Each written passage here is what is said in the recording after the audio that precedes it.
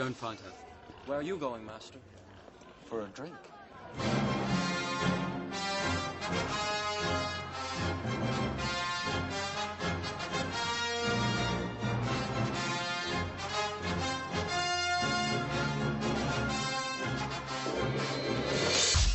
Welcome back to Rancho Obi-Wan.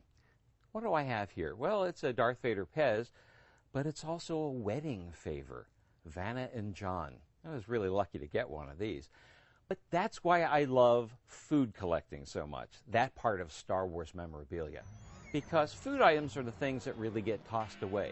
But to me, they really show how Star Wars has become part of the worldwide popular culture. Now, collecting food items isn't the easiest thing in the world. I mean, you probably don't want a box of cereal from 1978, or do you? Let's talk about some of the really intriguing older food items. Collecting food items is always chancy. Do you leave the food in there or do you take it out? Most of the time, the best idea is to remove the food, certainly in things like soda cans and stuff like that.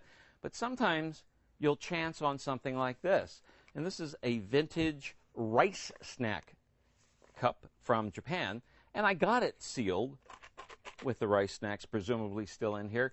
And there's no reason to take them out because they seem in pretty good shape. But it's the container, obviously, that's the exciting thing. You're either looking for a food container or the premium that goes with it, a toy, a trading card, whatever. Great graphics. The same thing with the Japanese breadsticks. Again, you want to collect these for the graphics. They show how Star Wars really became part of the worldwide popular culture because these items were in grocery stores, neighbor stores, candy stores, and kids bought them, parents bought them. It was great marketing for the movie. And again, they're still in here. I don't think I want to taste them. How you get so big eating food of this kind? Some of the cleverest Japanese items were premiums that were packed with candy. In fact, the candy was just an afterthought, I think. So you had the Japanese caramel candy and all kinds of premiums, over 50, 60, 70 items. A plastic X-Wing fighter, TIE fighter, a Y-Wing. How's this for a lenticular badge? Some of the coolest stuff is some of the simplest. Now here's a little plastic cone. They all have little Star Wars icons. There's an Obi-Wan, and there's the poster art, and a ball bearing. And you just sort of, hey, roll them down. I'm sure there were kids' games. You smash them into each other. From England, for Star Wars, came Trevor Chews. Now, this particular box is cherry flavor. It's empty. I got it empty. I must say I have a box of lemon chews from The Empire Strikes Back. I don't even want to show it to you. Spain. Apricot juice boxes from Episode 1. How about some Jabba the Hutt Peach Melba yogurt? These cups are great, though, because each one has a really beautiful design on them. Or if you're more modern, how about Episode 1 British yogurt with Pop Rocks? Or as they call it, Tatooine Rock popping sound. You put the Pop Rocks in the yogurt and it's just delicious stuff. Or for your main course, how about Jar Jar pasta bits? Cheesealicious from Canada. Now, these things, not only was it a cool label on the cheese jar, but also there were collectible cards. If you can't have the actual object, an even better thing to have are molds or prototypes. And so these resin pieces were actually for Australian lollipops for Empire Strikes Back, Tulip.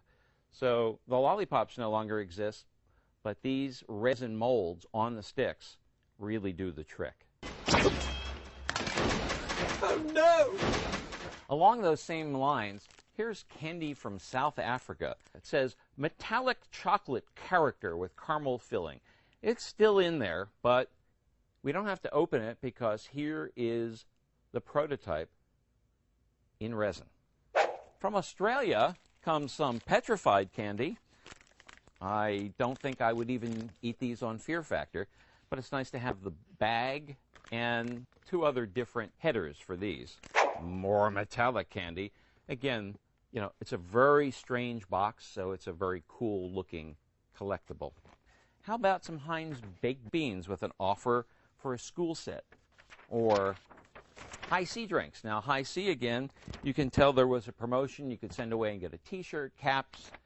From France, Moda Ice Cream had stickers. Ah, this is a favorite. From Canada, 1978, R2D2 hot dogs. Spaghetti from Canada. Sausages from England.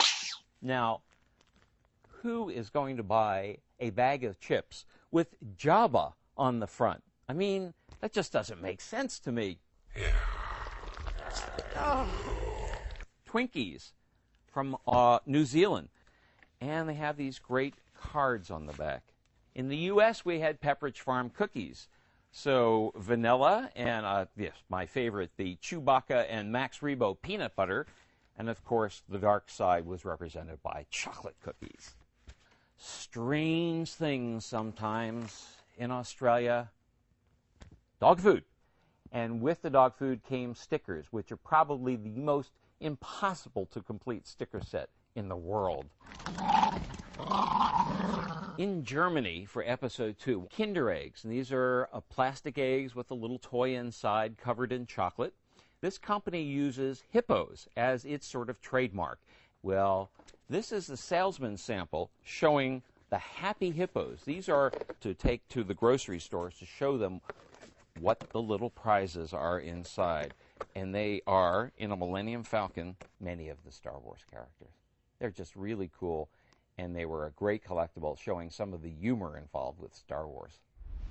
Now, in Spain, they did this beautiful chocolate, edible chocolate designs, and Canada did a chocolate Jar Jar Easter Bunny. Now, the fact that this has remained in perfect condition all of those years may say something about the preservatives in the chocolate. Oh, they've encased him in carbonite. He should be quite well protected. And finally, I've been waiting to do this.